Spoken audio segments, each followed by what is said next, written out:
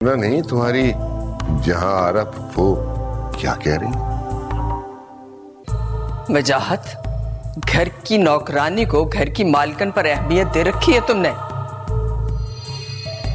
मत भूलो कि यह घर मेरा भी है। मेरी इजाजत के बगैर इस घर में अब पत्ता तक नहीं हिलेगा। और समझाओ इस सकीना बी को, ऐनी की इज्जत किया करे, बहू है वो इस घर की।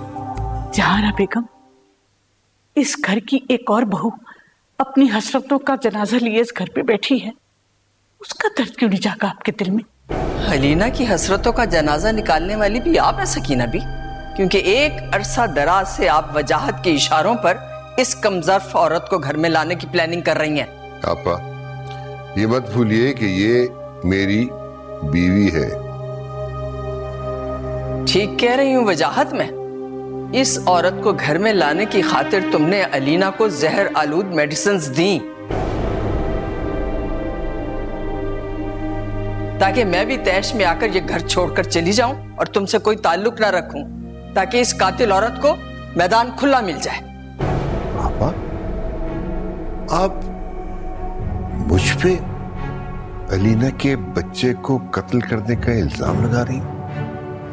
ये इल्जाम नहीं वजाहत, हकीकत है।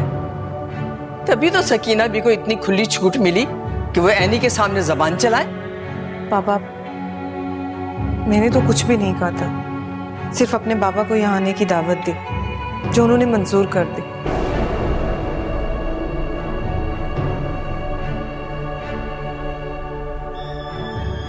वैसे सकीना भी, अगर आपको बुरा लग रहा है तो मैं उन्हें मना कर देती हूँ। मैंने कहा ना ऐनी, ये मेरा घर है, तुम्हारा भी है। ये सकीना भी कौन होती हैं किसी को हमारे घर में आने से रोकने वाली?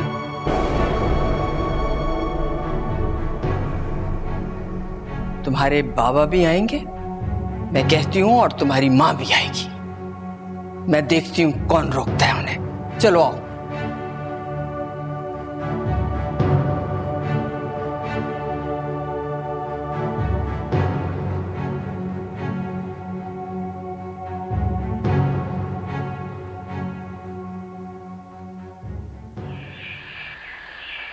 शादो, ओ शादो, अब तक कहाँ मर गए सारे के सारे? ओहो, क्या हो गया? ऐसे चिल्ला रहे जैसे सांप ने डस लिया तुझे। सांप ने नहीं, नागन ने डस लिया मुझे। नागन ने। रहमत, तू मुझे नागन कह रहे? ताहिरा ने डस लिया मुझे और आयनी को। हैं? नाग तो अपने बच्चे खुद खा जाता है, ये नागन को भी लत पड़ गई है। ताहिरा ने शादी कर ली उस वजाहत अली खान से, ऐनी के ससुर से। क्या कह रहा है तू रहमत? दोनों ने कबूल किया मेरे सामने हाथ में हाथ डाल के। हाय हाय, बेशरम बेगैरत, उसे शर्म भी नहीं आई अपनी बेटी के ससुर से? मेरा तो दिमाग पकड़ा है। वैसे बड़ी हिम्मत है तारा की, एक के बाद एक तीसरी शादी। इस बार तो उसने हद ही कर दी। बेचारी ऐनी रो रो के बुला रही है मुझे, पागल हुई हुई है। क्यों? ऐनी क्यों बुला रही है तुझे? अब तूने फिर जाके उसको ससुराल में बेइज्जत होना है। शादो, वो ऐनी का ससुराल है, मेरी बेटी का ससुराल। हाँ, तो याद नहीं है तुझे वजाहत अली खान की कितनी पहुंच है? कैसे उसने बकरी की तरह मिनमिनाते हुए बुलवाया था ना शादी में। इसीलिए तो मैं नादिया ने फोन किया अरमान को। मेरी तो अपनी नजरें पथरा गई हैं उसके इंतजार में।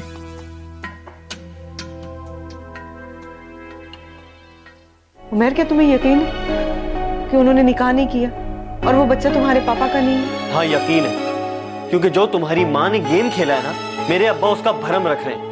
खूब भरम रख रहे हैं दोनों एक साथ। अच्छा, एक बात तो बता, अगर ताहिरा की जगह मैं होती तो? तू? नहीं नहीं शादो,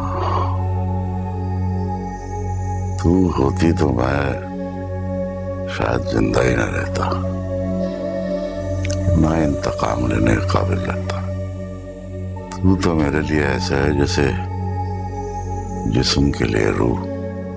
और अगर जिस्म से रूह ही निकल जाए तो फिर बंदे में क्या रह जाता है? कीड़ों मकोड़ों की खुराक बन जाता है बस। सच? हाँ, बिल्कुल सच। चल चल सो जा। तो समझ ले रहमत, अब तू भी कीड़े मकोड़ों की खुराक ही बनेगा। क्या हो गया तुझे?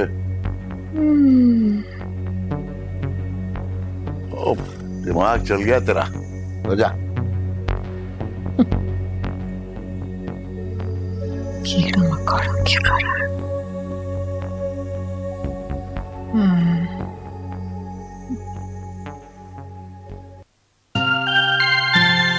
बचपन की तरह अब भी गर अब साथ होते, कुछ हौसला देते, गिरती तो था। पापा इतनी जल्दी चले गए रहीम बाबा, बहुत याद आते हैं। ये खुलूस चाह मोहब्बतें, ये खुशी का रंग। मैं रज्जो से कहूँ और तुम रूम में बैठी रहोगी। जी, आपके पापा ने अपनी बीवी को खुली छूट दे रखी है, पूरे घर में धनधनाती फिरती। शर्म आती है मुझे उसे देखकर मेरा दिल चाहता है कि मैं मर जाऊं। ये तुम हर बात का इल्जाम मेरे अब्बा के ऊपर क्यों डालती हो? मेरे अब्बा सिर्फ उनके किए पे पर्दा डाल रहे हैं। पर्दा रख रहे हैं और एक ही रूम में रह रहे हैं। उमर, क्या तुम्हें यकीन है कि उन्होंने निकाह नहीं किया और वो बच्चा तुम्हारे पापा का नहीं है? हाँ यकीन है, क्योंकि जो तुम्हारी माँ ने गेम खेला है ना, मेरे अब्बा उसका भरम रख रहे हैं। खूब भरम रख रहे हैं। दोनों एक साथ शॉपिंग पर जा रहे हैं, घूम रहे हैं, फिर रहे हैं, खा रहे हैं, पी रहे हैं, फिर भी आपको लगता है कि आपके पापा बेकसूर हैं? मुझे तो लगता है कि उन्होंने मेरी अम्मी को बहकाया होगा। झूठ है ये। तायरा आंटी मेरे अब्बा को बेवकूफ बना रही है ताकि उनकी दौलत हड़प कर सकें। अरे तायरा आंटी ने तो ख्वाब में भी नहीं सोचा होगा कि वो इतने ऐशो आराम के साथ रहेंगी। हकीकत ये है कि तुम्हारे पापा अकेले रहते रहते थक चुके थे। ये सब उन्हीं का किया धरा है। यानी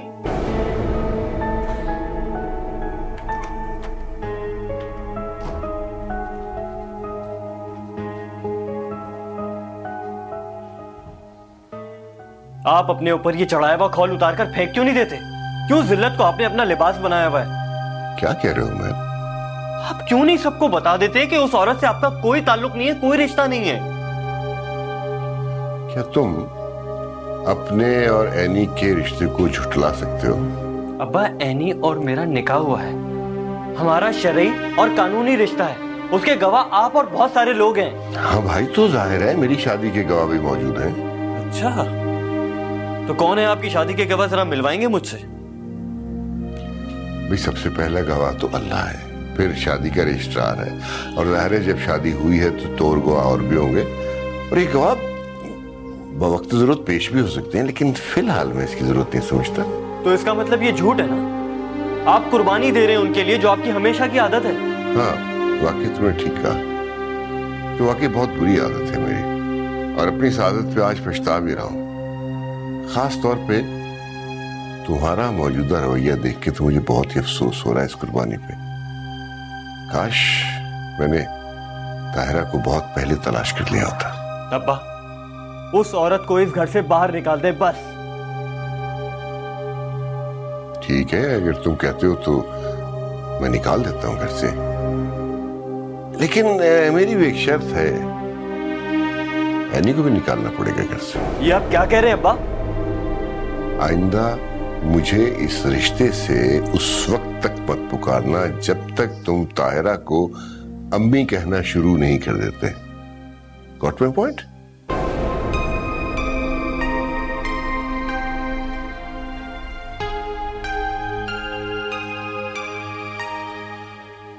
कबूतर की तरह बिल्ली से डरकर कमरे में अपने आप को मत बंद करो। कमरे से बाहर निकलो और देखो कि इस औरत ने तुम्हारे घर पर और तुम्हारे बाप पर कब्जा जमा लिया है।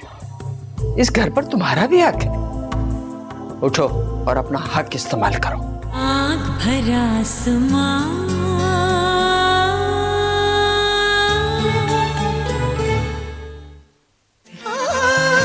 ये खुलूस चाह मोहब्बतें, ये खुशी का रंग तुम्हीं से है जो आशनाई मिजाज से, ये सभी तो संग तुम्हीं से है। रहीम बाबा, आपने भी बिल्कुल